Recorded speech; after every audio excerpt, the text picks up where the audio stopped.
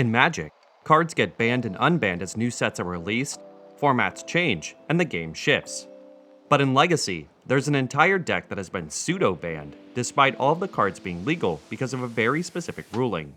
Welcome to 4 Horsemen.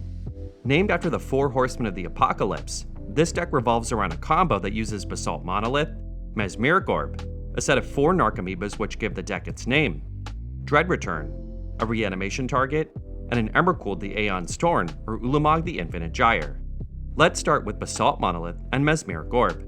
Basalt Monolith is an artifact for 3 generic mana that you can tap to generate 3 colorless mana. You can also pay 3 generic mana to untap Basalt Monolith, since Basalt Monolith doesn't untap during your untap step. Mesmeric Orb is an artifact for 2 generic mana, with the effect, whenever a permanent becomes untapped, that permanent's controller mills a card. Since Basalt Monolith can be tapped and untapped in a mana-neutral loop, you can use that to trigger Mesmeric Orb and mill your library into the graveyard. While milling yourself, you will hit 3 Narcomoebas, which will put themselves onto the battlefield when they're milled. Along the way, you'll mill over a Dread Return, which can be cast from the graveyard with flashback by sacrificing the 3 Narcomoebas to reanimate another creature you milled over earlier. With your reanimation target on board, you can now continue the Basalt Monolith and Mesmeric Orb loop to mill yourself until you hit an Emrakul or Ulamog, which will shuffle themselves and their owner's graveyard back into the library whenever they're put into a graveyard from anywhere. You can now repeat the milling process over and over to create a winning game state. Older versions of the deck use the combination of Sharuum the Hegemon and Blasting Station to win. When Sharuum enters the battlefield after being reanimated by Dread Return, it could put Blasting Station into play. Then, you would use the milling loop to bring back the Narcomoebas, which could be sacrificed to the Blasting Station to deal damage.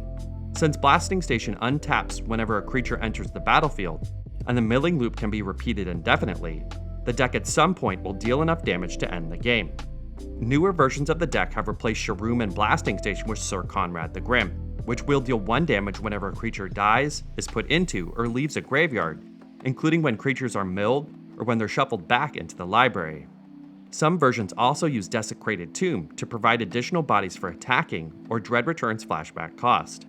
The main problem of the deck is that it revolves around the non-deterministic effect of milling your random library, shuffling it, milling it again, shuffling it again, and repeating that process until you hit the right order of cards to close out the game. Since there isn't a way to demonstrate in a repeatable, consistent way that the deck will win in a certain number of iterations, the deck can be hit with a slow play violation according to the rules.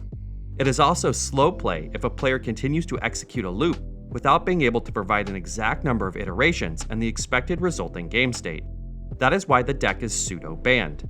All of the cards are legal and technically you can play it, but unless you get lucky with just the right order of cards, the deck can be hit with a slow play violation resulting in a game loss. It's mechanically similar to Manaless Dredge, just with access to protection and disruption in the form of Force of Will, Thoughtseize, and Cabal Therapy. 4 Horsemen is a novel intersection of Magic deck building and game rules that, despite having all of the cards being legal, is pseudo-banned for the possibility of causing slow play violations. Check out the links in the description for more resources and gameplay footage from Magic Online. I'll see you in the next one.